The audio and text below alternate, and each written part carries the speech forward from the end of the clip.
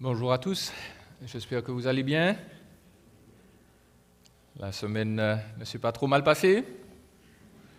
Voilà.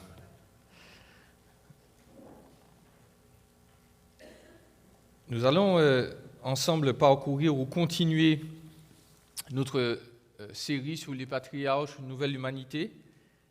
Nous voulons rappeler combien, à travers l'exemple ou les exemples de ces hommes-là, Dieu veut nous instruire sur qui il est, sur qui nous sommes, sur qui nous devons être.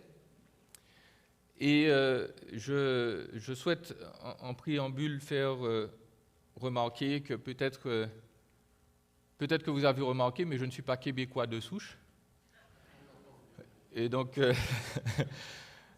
peut-être que parfois ma manière de parler ou de dire les choses vient chercher certains. Je vous demande pardon d'avance et je vous invite à de toute façon venir me voir s'il y a parfois des éléments qui accrochent et me faire remarquer que voilà, au Québec on ne dit pas ça. Je voudrais un peu plus théologiquement faire remarquer aussi, nous allons étudier un passage particulier qui va aborder entre autres les relations hommes-femmes et je dis d'avance, je suis complémentarien dans ma manière de concevoir ces relations, c'est-à-dire que j'estime que les hommes et les femmes sont totalement égaux devant Dieu en termes de valeur, un homme ne vaut pas plus qu'une femme, mais j'estime aussi que les rôles des hommes et des femmes sont différents. Et par là, je veux déjà dire de manière très significative ce que je ne veux pas dire. Je ne veux pas dire, quand je dis que les rôles des hommes et des femmes sont différents, que ma préférence et la préférence de l'Écriture serait que les femmes n'aillent pas au travail, qu'elles restent dans la maison, de préférence de la cuisine et enceintes. Okay? Si c'est ce que vous pensez quand vous entendez complémentarien, déjà, ce n'est pas la vérité, et deuxièmement, ce n'est pas mon opinion. Ma femme a une maîtrise en biochimie, elle enseigne au cégep. Elle a toujours gagné plus d'argent que moi. Je referme la parenthèse. Notez-le, de grâce. Donc, nos amis anglais l'ont très bien dit, I don't write the mail, I just deliver it, and don't shoot the messenger. Pour commencer.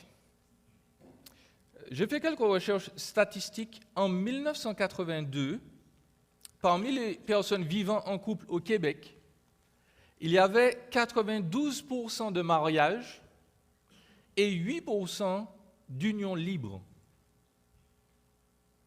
Les gens qui sont en couple, 92% étaient mariés en 1982. En 2022, il y a 58% de couples mariés et 42% d'unions libres. Tout cela veut dire que le mariage n'a pas la cote, et ce n'est pas seulement au Québec, aux États-Unis c'est pire. Parmi les gens qui se marient, 50% des mariages vont terminer par un divorce. Donc ce ne sera pas mieux. Je dois faire remarquer que, une nouvelle fois, messieurs, nos prédécesseurs n'ont pas fait toujours du bon travail. Il y a des femmes qui ont été brutalisées, blessées par des hommes, et la conséquence a été que ces personnes maintenant, ces femmes en particulier, pour moi, ont jeté le bébé avec l'eau du bain. Elles refusent la famille complètement ou la notion de mariage. Laissez-moi vous lire les paroles d'une dame qui s'appelle Linda Gordon. Elle a fait un essai, elle a publié un papier sur les fonctions de la famille. Et voilà ce qu'elle dit. La famille nucléaire doit être détruite. Les gens doivent trouver de meilleures manières de vivre ensemble. Elle ajoute donc, aucune femme ne devrait se refuser aucune opportunité à cause de sa responsabilité spéciale envers ses enfants. Les familles seront finalement détruites seulement quand une organisation social et économique révolutionnaire permettra la satisfaction des besoins d'amour et de sécurité d'une façon qui n'impose ni la division du travail, ni aucun rôle externe. Je ferme la parenthèse. Donc vous notez que pour elle, certains hommes donc, ont mal agi dans le passé, et aujourd'hui, il faut détruire la famille. Ça, c'est son opinion. Et donc, il me semble qu'aujourd'hui, dans l'Occident en particulier, la famille, telle que Dieu la conçoit, est menacée.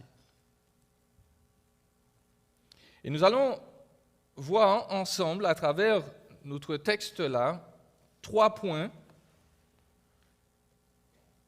Nous allons voir les conséquences de la famille, les conséquences de la chute sur la famille d'Adam. Et nous allons voir 3 points, donc, la famille d'Adam avant la chute. On va voir aussi, voilà. La famille d'Adam touchée par la chute, et puis la famille d'Adam touchée ou transformée, par l'Évangile. Je parle de famille ici au sens large, toutes les personnes qui vivent sous le même toit. Et nous précisons donc que, premièrement, la famille d'Adam a été définie avant la chute. Alors, excusez-moi, voilà, mon pointeur a envie de faire la grève. Nous y sommes. Genèse 2, 18. Nous l'avons lu tout à l'heure, on l'a lu la semaine dernière. L'Éternel Dieu dit, il n'est pas bon que l'homme soit seul, je lui ferai une aide qui sera son vis-à-vis. Et puis dans Genèse 2, versets 24 et 25, c'est pourquoi l'homme quittera son père, sa mère, et s'attachera à sa femme. Et ils deviendront une seule chair. L'homme et sa femme étaient tous les deux nus et n'en avaient pas honte. La première chose que je voudrais citer par rapport à la famille, c'est que c'est Dieu qui l'a inventée. La famille n'est pas une construction humaine de manière naturelle.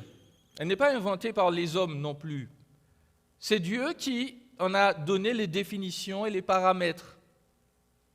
Et Dieu commence par noter, nous l'avons dit la semaine dernière, qu'il n'est pas bon que l'homme soit seul, je lui ferai une aide qui sera son vis-à-vis.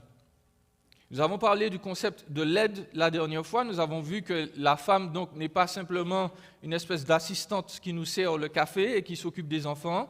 La femme est une arme puissante entre les mains de Dieu pour bénir la société et les hommes.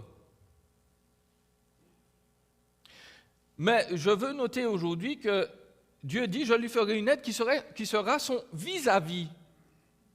Et la notion de vis-à-vis, là, elle est importante. Un commentateur traduit, le vis-à-vis, c'est un être qui va l'assister, donc ça c'est aide, et par lequel, lorsqu'il la verra, il va se reconnaître lui-même. La femme est un beau miroir. Elle est l'égale de l'homme, elle lui est semblable, mais elle est différente. Et puis, elle correspond à l'homme. Elle est son match. Elle est la personne qui va faire de lui, à travers l'union, une chair, quelqu'un qui va devenir avec lui une famille. Notons ce qui est nécessaire pour constituer une famille. Genèse 2, 24, c'est pourquoi l'homme quittera son père et sa mère. Le verbe « quitter » ici est important. Il s'agit de laisser derrière. Les parents doivent être laissés derrière.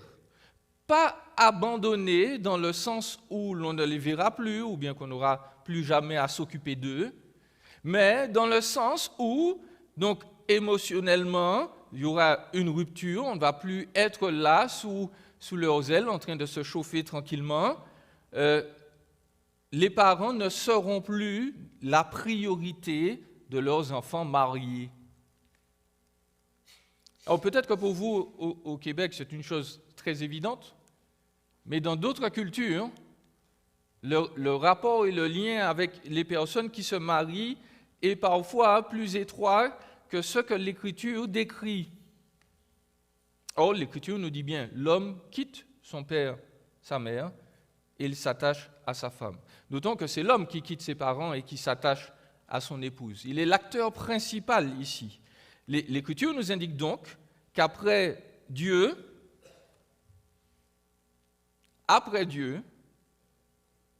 la première personne dans nos vies, messieurs, premièrement, c'est notre épouse.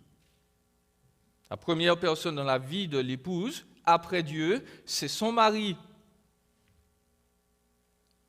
Je le note, c'est très important parce que l'Écriture ne dit pas que c'est le mari et les enfants. L'Écriture nous dit l'homme quitte son père et sa mère, il s'attache à sa femme. Et d'eux viendront les enfants. La priorité donc, dans nos vies, c'est Dieu, Jésus, et si nous sommes mariés, notre époux, notre épouse.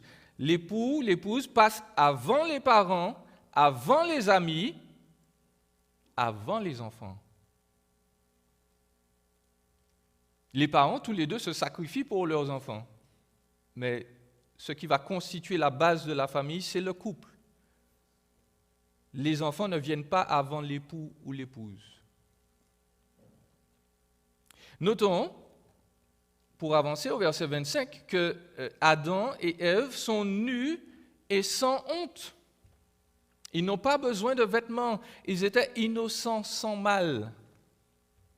Et le fait que l'Écriture le mentionne là est important. Parce que certains ont interprété que la problématique de la chute, c'était qu'Adam et Ève ont eu des relations sexuelles. C'est faux. C'est faux. Adam et Ève étaient nus. Ils avaient des rapports intimes avant la chute. L'acte sexuel, il scelle le mariage et il indique la transparence et la connaissance profonde de l'autre. Et cette nudité-là, ce n'est pas simplement une nudité physique. Ils étaient nus, ils n'avaient pas honte. Le texte semble nous dire que le mariage, c'est le seul endroit où nous pouvons être nus, non pas seulement physiquement, mais en tant que personne, en tant qu'individu, en tant qu'être intérieur. Nous nous dévoilons à quelqu'un sans masque. Et normalement, dans le mariage, on doit pouvoir le faire sans honte, sans critique, sans peur d'être diminué ou ridiculisé pour ce que nous sommes. Le mariage, ça doit être cet espace-là. C'est le seul espace où nous vivons sans masque.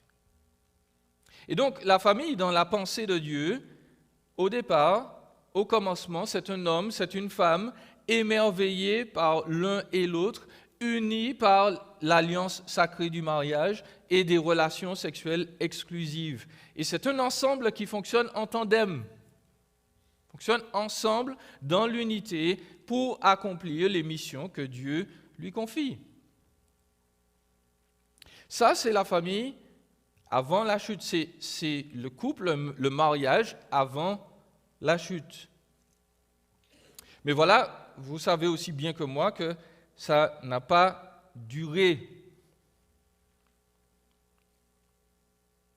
Et donc, l'Écriture nous avance que la famille d'Adam a été touchée par la chute.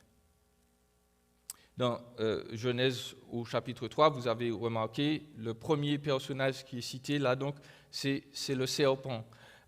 C'est une représentation ou c'est une incarnation de l'adversaire. Luther pensait que Satan s'était incarné dans un serpent. Peut-être vrai, quoi qu'il en soit, nous savons que c'est lui qui parle là, quel que soit le véhicule qu'il a choisi.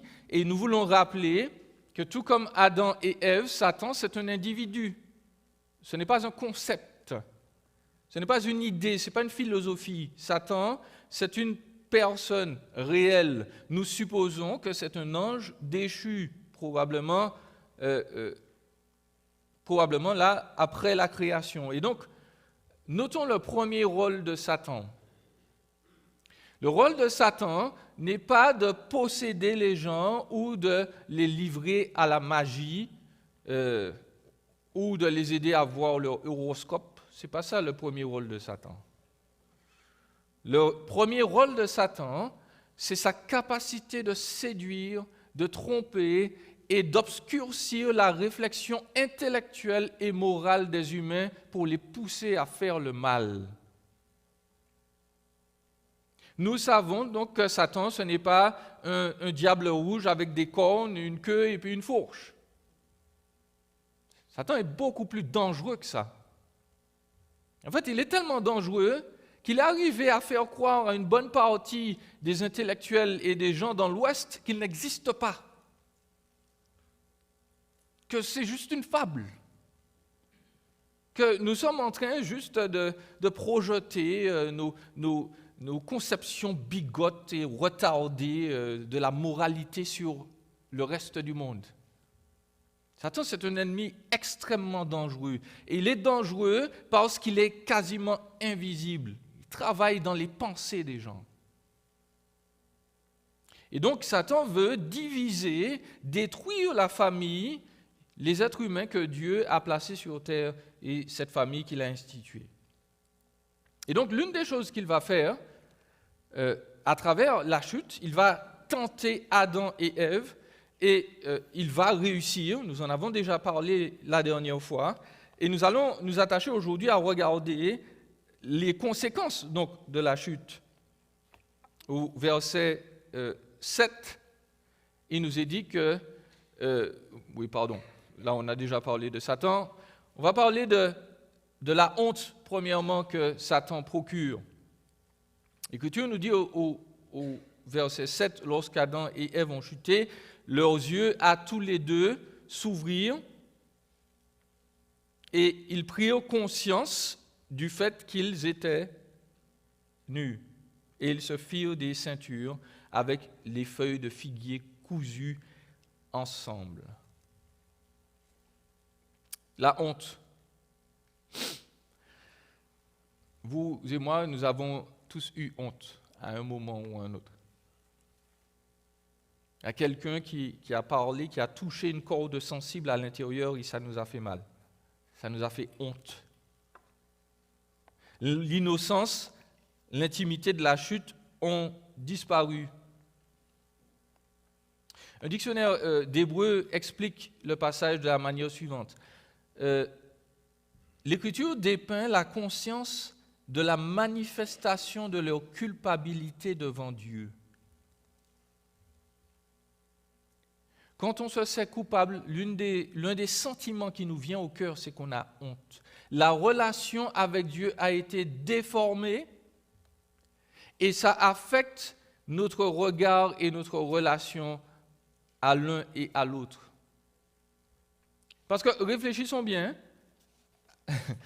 Adam et Ève étaient seuls dans le jardin. Il n'y avait pas d'autres personnes pour avoir honte. Et entre nous, non seulement ils étaient seuls, mais ils étaient seuls l'un avec l'autre. Il n'y a aucun détail de leur anatomie qu'ils n'avaient pas vu avant. Mais voyez-vous, la chute a affecté leur manière de voir, de concevoir et de penser.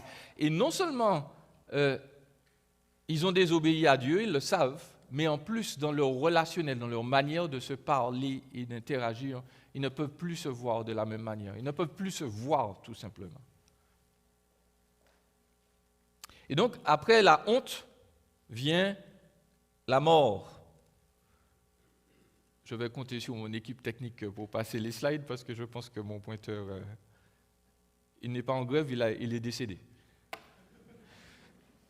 Nous allons parler de la mort.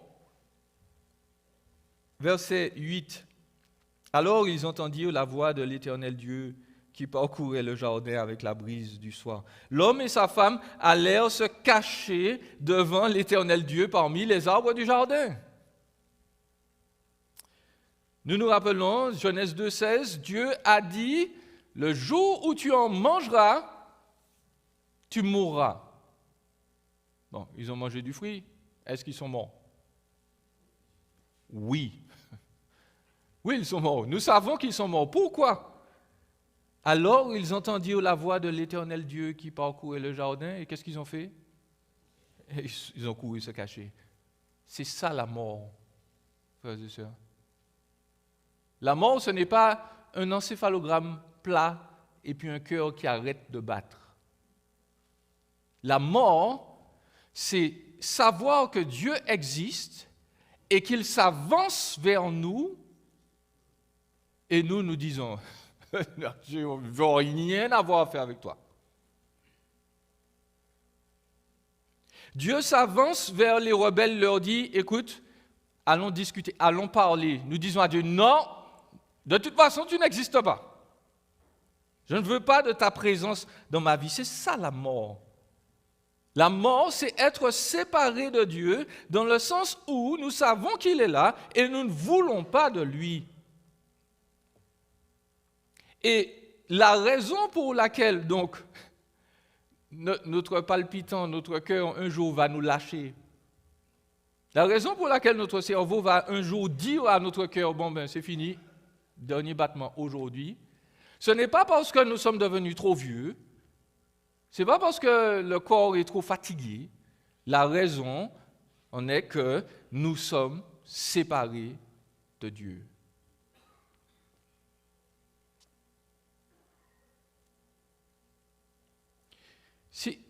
Si vous prenez un ventilateur, l'été va arriver, il va faire chaud, vous aurez un ventilateur. Si vous branchez un ventilateur, et puis qu'un jour vous le débranchez brutalement, qu'est-ce qui va se passer? Il va s'arrêter net? Non. Il y a encore un peu d'énergie dans le moteur, il va tourner, il va tourner, il va tourner, il va tourner, il va s'arrêter. Nous sommes le ventilateur. Nous étions branchés à Dieu, et puis nous avons tiré la plug. Et au fur et à mesure, notre vie s'éteint et meurt. Parce que nous sommes morts. Nous ne sommes pas en relation avec Dieu. Aucun être humain, je sais que nous le disons parce que c'est plus facile pour nous, mais aucun être humain n'est en relation avec Dieu depuis sa naissance. Ça n'existe pas. Il y a eu 2 exceptions. Il y a eu Jésus, il y a eu Jean le Baptiste. Et c'est tout. Nous sommes morts. Nous blâmons Dieu pour nos fautes. On va y arriver. La mort physique, c'est une manifestation de la mort spirituelle, de la relation rompue avec notre Créateur. Et puis avec la honte, la mort, vient la division au sein de la famille. Nous n'allons pas relire tout le passage, mais Dieu est venu et il appelle en jugement. C'est là la scène, là, le juge est arrivé, il appelle les parties et il demande, mais qu'est-ce qui s'est passé? Et nous avons vu la dernière fois, j'ai mis l'emphase sur l'homme pour dire que l'homme a été le passif agressif pour dire, c'est la femme que tu m'as donnée. Vous voyez? Sur l'image là, c'est Adam, il dit, ouais, mais écoute, c'est pas moi, c'est elle. Et puis en plus, c'est toi qui me l'as donnée. Je voudrais maintenant parler d'Ève, parce que son cas est problématique aussi. Certains d'ailleurs, certaines théologiennes ont fait remarquer que Ève, elle était beaucoup plus charitable que son mari. En fait, certaines sont arrivées à dire que Ève n'a même pas péché là dans ce cas-là. Parce que Ève, elle a été très factuelle. Quand Dieu lui a dit, mais pourquoi tu as fait ça?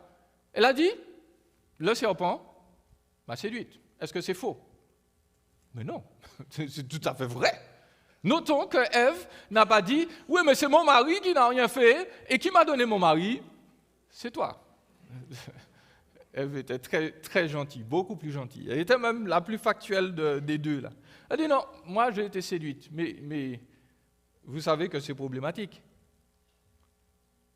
Son analyse factuelle est déficiente. Elle ne parle pas de sa responsabilité à refuser la tentation. Ève, en gros, a été la première à dire « The devil made me do it ». C'est le diable. Et c'est un argument qui ne tient ni devant les tribunaux, ni devant Dieu. Et donc, il y a des conséquences à la rébellion d'Adam et Ève. Adam est frappé dans sa tâche, sa mission principale, qui était de cultiver, de rendre le monde semblable à l'image de Dieu dans son organisation. Dieu dit, à partir de maintenant, le monde va être bouleversé à cause de toi. Tu étais le roi du monde, à partir de maintenant, tu seras le roi d'un monde déchu, avec des problèmes. Dieu frappe au cœur de l'activité principale d'Adam. Et Dieu fait de même pour Ève. À partir du verset 16, il lui dit, je rendrai tes grossesses très pénibles. C'est avec peine que tu accoucheras, tes désirs se porteront vers ton mari, mais il dominera sur toi. Notez, l'Écriture dit, j'augmenterai les souffrances de tes grossesses, ce qui souligne qu'avant la chute, il y aurait peut-être eu des souffrances dans la grossesse, mais pas autant que maintenant. Et je profite pour dire, je me rappelle toujours de ce jour-là. On a fait une petite expérience avec 2 bonhommes. Je pense que c'était 2 comédiens, mais non, c'était 2 pères de famille. On a dit, bon, on va vous aider à vivre les souffrances d'un accouchement. On leur a mis une petite ceinture électrique là, au niveau du ventre. Et puis on les a choqués pendant 15 minutes. Ils étaient à plat. Ils étaient morts. Les hommes qui pensent que les femmes sont faibles, pardon monsieur, vous êtes complètement malade. Il y a des accouchements qui durent 1 jour, 2 jours, mes amis. Bref. Il y a une certaine douleur associée aux grossesses avant la chute, mais après la chute, ça devient pire. L'expression d'ailleurs, le mot utilisé là ne fait pas simplement référence à la grossesse, il fait référence à la procréation et Dieu poursuit en disant c'est avec douleur donc que tu enfanteras. Il est en train de parler de tout le processus qui est lié à l'enfance, à l'éducation des enfants. Donc pour moi, Dieu indique à Ève non seulement que son accouchement va être difficile, mais il est en train d'indiquer en fait que tout ce qui va toucher les enfants sera maintenant difficile et douloureux. Pourquoi ? Parce que c'est un domaine auquel la femme est sensible. Certaines femmes, donc, souhaitent avoir des enfants. Elles n'en ont pas. Certaines femmes ont eu beaucoup d'enfants. Elles ont eu des accouchements magnifiques. Mais le même enfant, 14 ans plus tard, lui dit « Je te déteste » parce qu'on lui a dit « Tu n'iras pas au party d'un tel ».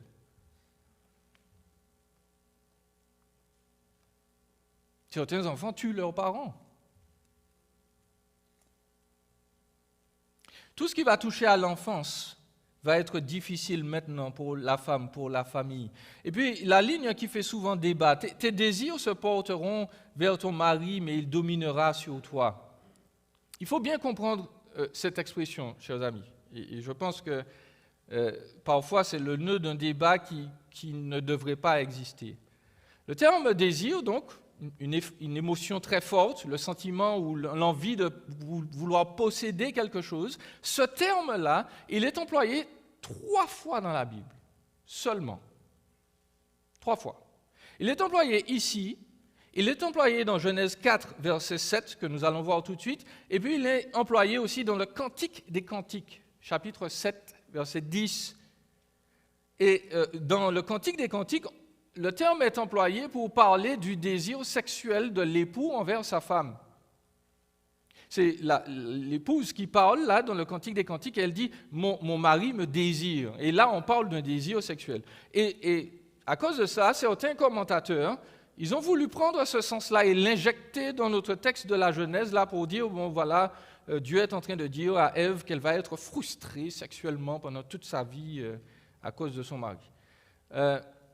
Ce n'est pas comme ça qu'on fait de l'exégèse.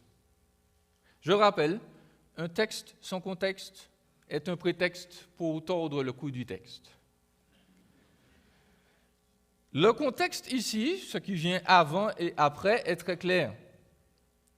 Dans notre texte là, de Genèse 3, verset 16, l'Éternel dit « Tes désirs, notez, se porteront vers ton mari, il dominera sur toi. » Le contexte nous ramène à Genèse 4, verset 7.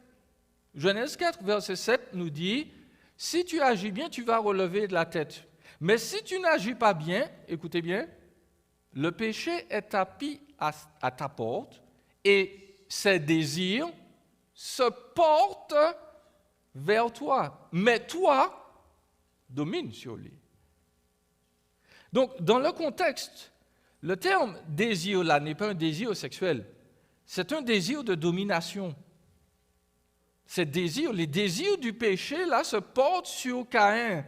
Et Dieu lui dit, non, écoute, il faut que tu domines sur lui. Et donc, le texte ne veut pas dire que l'homme déjà devra écraser sa femme, ça n'a rien à voir avec ça. Que la femme n'a pas son mot à dire, que l'homme décide de tout, ça n'a rien à voir avec ça. L'Écriture nous dit que dans les relations hommes-femmes, en particulier dans le mariage, il y aura de temps en temps des tentatives de manipulation, il y aura des tentatives de domination. Et la responsabilité de l'homme, c'est de bien gérer ces conflits-là. Et c'est tout. Le texte là nous dit que nous devons apprendre dans nos relations à ne pas fonctionner avec des désirs de domination et de manipulation. Et chez les hommes, bien entendu, il y a une responsabilité non pas de fuir les conflits, mais d'apprendre à bien les gérer.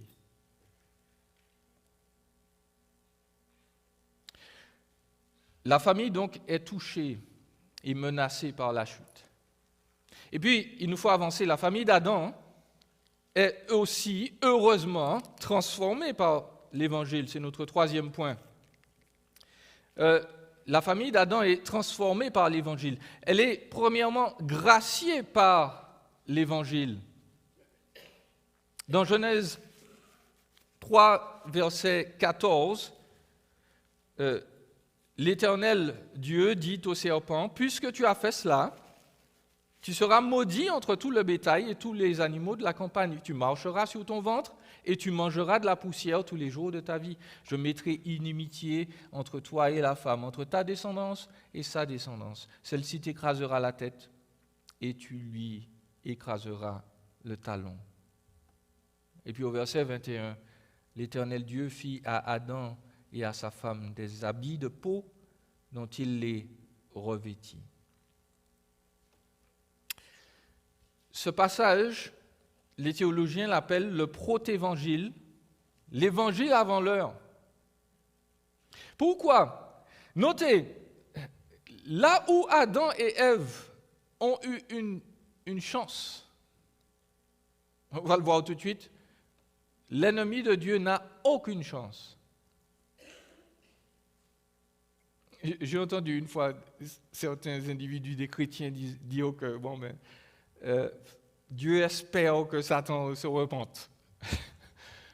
Laissez-moi vous dire que non. Jésus-Christ est venu mourir pour qui? Pour des humains seulement. Les anges déchus n'ont jamais l'opportunité de se repentir. Il n'y a pas de salut pour eux. Dieu parle au serpent, à l'ennemi, et il lui dit, puisque tu as fait cela, tu seras maudit. Le terme maudit, là, il est important. Il s'agit de lier, de placer des obstacles devant, de bloquer, de rendre incapable de résister. Autrement dit, dès le départ, Dieu dit à Satan, tu seras bloqué, tu seras un perdant, tu seras un loser international. Dieu confirme la chose. Il lui dit, à partir de maintenant, tu vas marcher sur ton ventre, tu vas manger de la poussière. Ça fait peut-être référence aux serpents, mais nous savons que les serpents ne mangent pas de poussière. Dieu est en train de dire à Satan que son existence va être caractérisée par l'humiliation et la défaite. Contrairement à ce que beaucoup pensent, le diable n'est pas là en train de dominer le monde et de faire tout ce qu'il veut. L'Écriture, dès le départ, lui dit « ta vie sera une vie de défaite ». Satan n'est pas en train de gagner la bataille. Je me rappelle avoir vu cette superbe illustration, mais complètement fausse, de Jésus et Satan qui font un bras de fer. Chers amis, il n'y a jamais eu de bras de fer entre Jésus et Satan. C'est pas envisageable.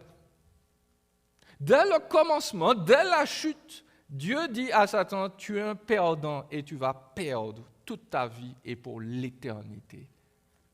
Et le chrétien ne doit jamais avoir dans son esprit une considération d'un adversaire qui est tellement fort, il est en train de résister à Dieu, il fait pression. Ça n'existe pas. L'Écriture nous dit dans le psaume 115, Dieu, notre Dieu est aux cieux et il fait tout ce qu'il veut. Satan ne vient pas dire, objection, votre honneur, non, Dieu fait ce qu'il veut. Plus que tout cela, Dieu prédit qu'un humain viendra, un descendant de la femme, et qu'il va détruire de manière définitive l'adversaire au prix d'un effort douloureux. Tu vas lui laisser le talon, lui dit l'Écriture, littéralement tu vas lui écraser le talon, mais lui, il va t'écraser la tête. Encore une fois, défaite internationale. L'Écriture nous rappelle dans Colossiens 2, verset 15, « Il a dépouillé les principautés et les pouvoirs, il les a livrés publiquement en spectacle, en triomphant d'eux par la croix. » Ce qui nous condamnait devant Dieu, la loi, notre conscience que l'ennemi parfois utilise pour nous dire « Tu as vu ce que tu as fait un peu et tu dis que Dieu t'aime et tu dis que toi tu aimes Dieu, regarde qui tu es. » Jésus est venu régler le problème parce qu'il nous dit que la loi et sa puissance de condamnation, eh bien, il l'a cloué à la croix. Je ne suis plus coupable. C'est la réponse qu'il faut donner à notre conscience. Jésus est venu enlever notre honte. Il est venu nous habiller de sa justice. Les fautes que nous avons pu commettre sont toutes effacées par son sacrifice sur la croix aujourd'hui. Quelle que soit la chose auquel nous pouvons penser que nous avons fait dans le passé, si nous mettons notre confiance en Jésus, il déclare cette chose-là n'existe plus. J'ai payé pour. Lorsque tu comparaîtras devant Dieu, Dieu ne va pas te dire, bon, je sors mon dossier. Jean-Élie Moulin, 16 août 2002. Qu'est-ce que tu faisais là? C'est pas comme ça que ça va se passer, chers amis. L'Écriture nous dit que nous allons paraître devant Dieu et il va nous dire, c'est bien. Bon et fidèle serviteur, bonne et fidèle servante, c'est bien. Tu as été fidèle dans peu de choses. Tu n'as pas fait grand-chose. J'ai tout fait. Mais entre dans la joie de ton maître.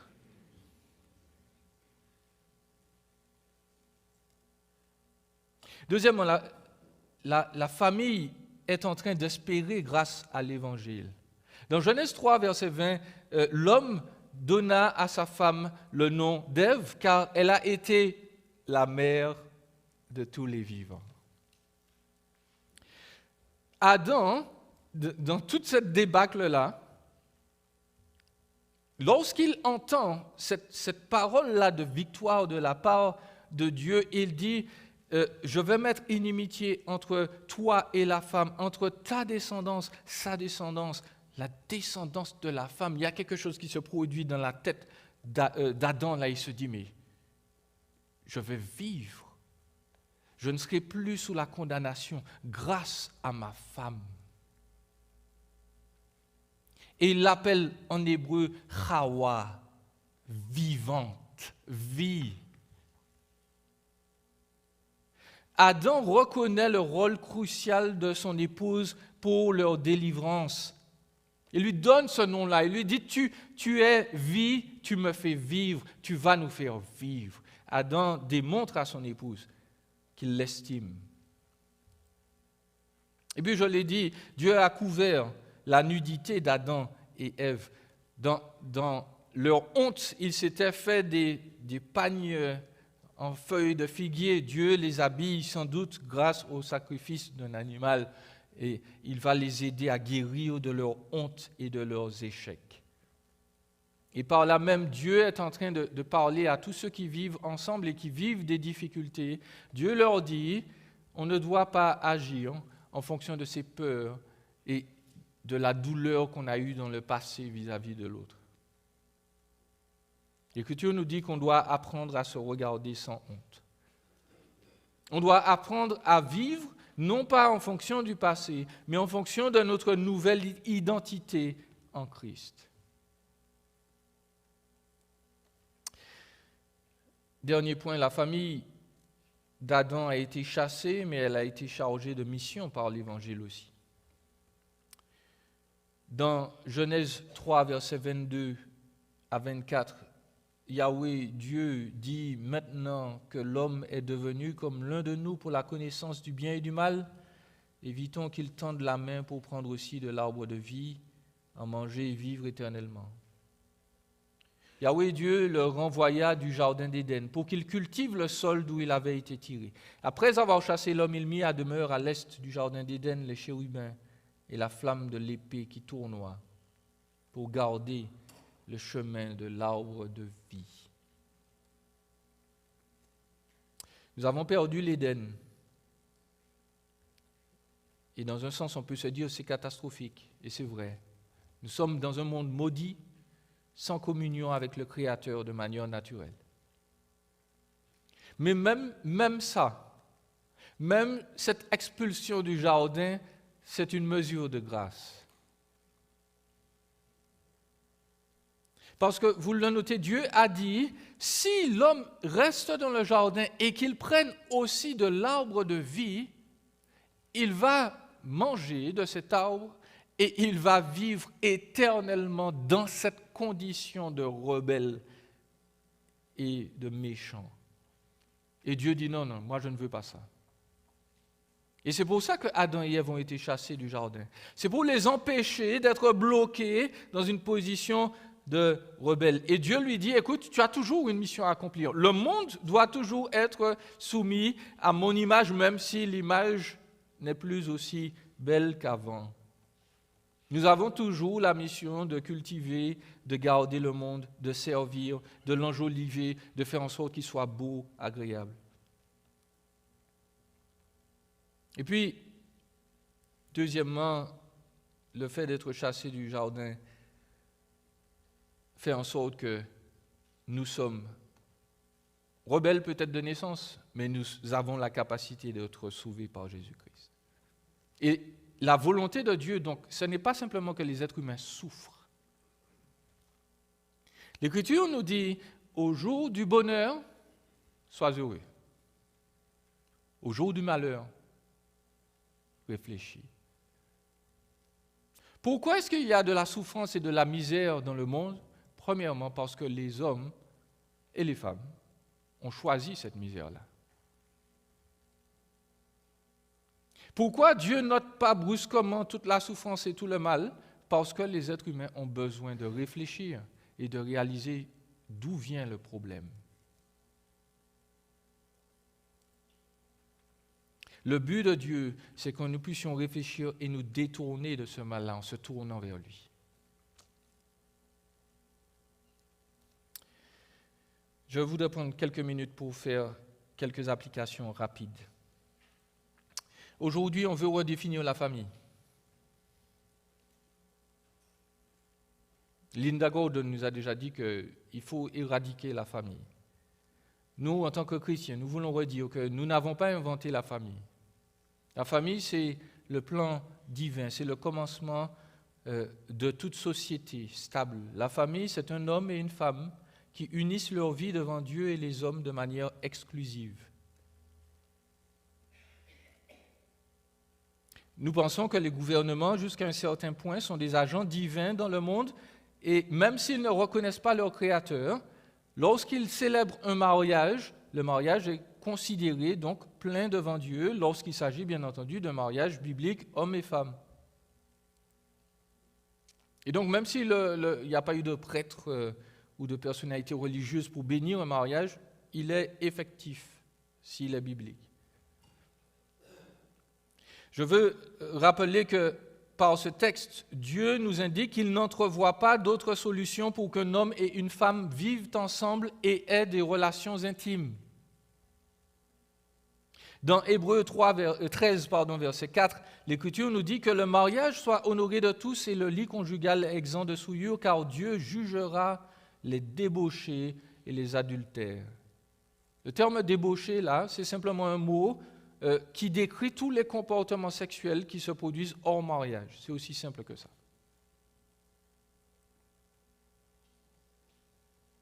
S'installer dans le même appartement ou la même maison parce qu'on s'est dit qu'on s'aimait, ce n'est pas un mariage. Ni devant Dieu, ni devant les hommes. Aujourd'hui, on nous parle de différents types d'unions. On nous parle de polyamour,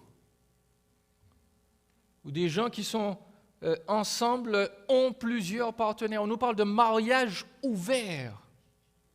Il n'y a rien de plus antinomique que ça. Le mariage est fermé. Il est fermé. Il n'y a rien d'autre qu'on peut ajouter dedans. On n'ouvre pas un mariage. Ça s'appelle de l'adultère. On nous parle aujourd'hui de trouble.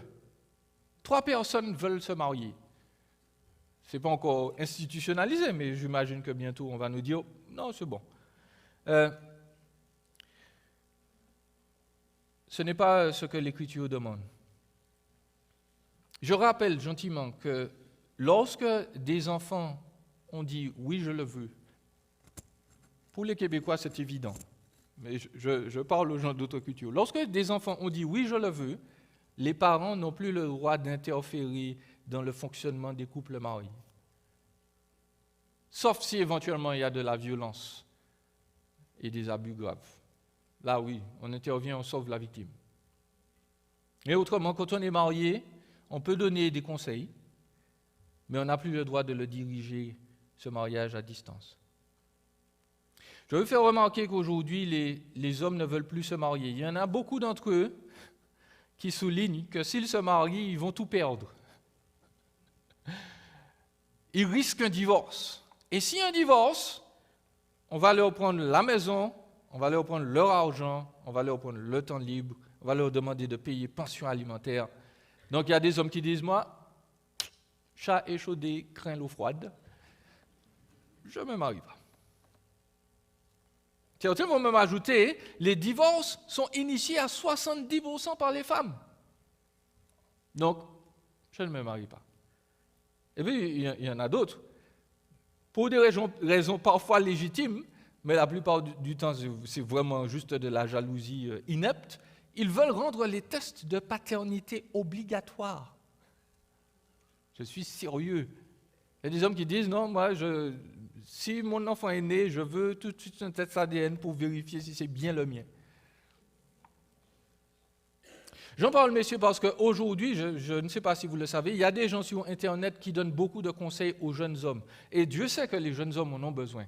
Les hommes, aujourd'hui, je l'ai dit, sont considérés comme le diable en personne sur terre. C'est faux. Mais beaucoup de ces hommes-là qui prétendent leur donner des conseils, excusez-moi, sont très mal placés parce que la plupart d'entre eux ne sont pas mariés. Ils ne sont pas fidèles à une épouse, ils n'ont pas pris ce risque-là, cet engagement, ni devant Dieu, ni devant les hommes, et ils vivent leur vie de séduction, ils traitent les femmes comme des objets, et puis ils se permettent de donner des conseils à d'autres jeunes hommes et de dire « il ne faut pas vous marier, les gars ». Et puis eux, ils accumulent les conquêtes, et en plus, ils méprisent les femmes quand les femmes commencent à faire comme eux.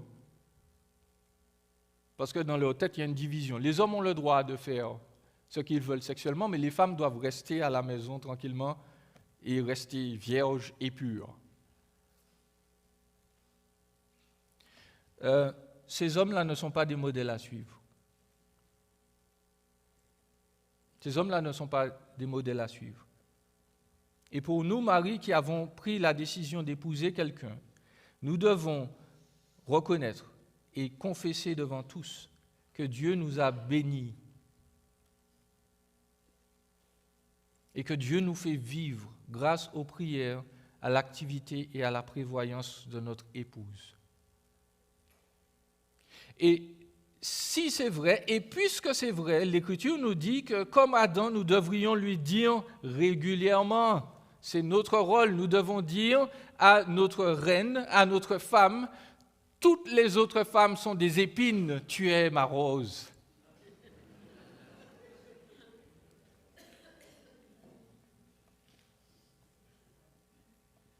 Proverbe 31.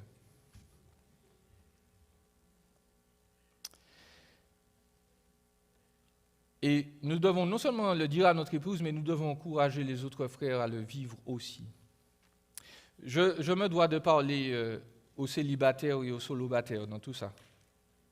Parce qu'ils vont dire, bon, ben, pasteur, c'est bien, tu parles aux couples mariés. On en a discuté hier. Les jeunes adultes m'ont fait la remarque. Ouais, dans l'église, on parle souvent aux gens mariés ou qui veulent se marier. Les célibataires, souvent, frères et sœurs, dans notre tête, il faut arrêter. Il faut arrêter de regarder le célibataire et puis de se dire « Oh, le pauvre! Oh, la pauvre! Regarde-moi ce demi-humain qui n'est pas marié. Cette moitié de femme qui ne vit pas parce qu'elle n'a pas trouvé son prince charmant. » Chers amis, les célibataires sont les armes nucléaires de Dieu dans le royaume. Les apôtres étaient tous mariés, pas vrai? Ils étaient tous mariés. Qui est-ce qui a fait le plus parmi eux? Paul. Il n'était pas marié.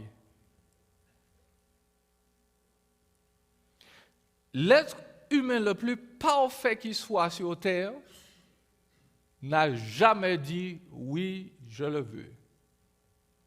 Donc, les célibataires ne sont pas des moitiés d'humains. Ce ne sont pas des gens à plaindre. Ce sont des gens qu'il faut encourager. Ce sont des gens qu'il faut admirer si, et surtout si, ils se disent « Dieu me laisse seul pour le moment pour me préparer peut-être à me marier, mais surtout à bâtir sa famille à lui. » Parce que le célibataire, ce que Paul faisait, il se tourne vers le monde et il dit, ça, ce monde-là, il appartient à Dieu. Je vais agir pour que le règne de Dieu soit manifesté. Je vais être une personne différente. Je vais annoncer l'évangile. J'ai le temps. Je n'ai pas de rapport à faire. Je n'ai pas à dire, bon, chérie, je reviens à 23h ce soir, parce que, non, le célibataire, il revient à minuit s'il veut. Il n'a pas de compte à rendre. Le célibataire, s'il réalise ses capacités et son temps, il vit pour la gloire de Dieu. Et il est riche. Et même, il bâtit des familles. Il bâtit une famille spirituelle. Parce qu'il enfante des enfants. Il parle de Christ. Il parle de Christ à ses collègues, à ses amis. Et puis ces gens-là se convertissent. Ce sont ses enfants. Ce sont ses enfants spirituels et ils s'en occupent. Le célibataire n'est pas une moitié d'être humain, c'est quelqu'un qui, s'il se réjouit en Christ, est puissant dans le royaume de Dieu. Et nous devons les estimer, les encourager, les honorer, prier pour eux et ne pas leur dire « Quand est-ce que tu te maries hein? »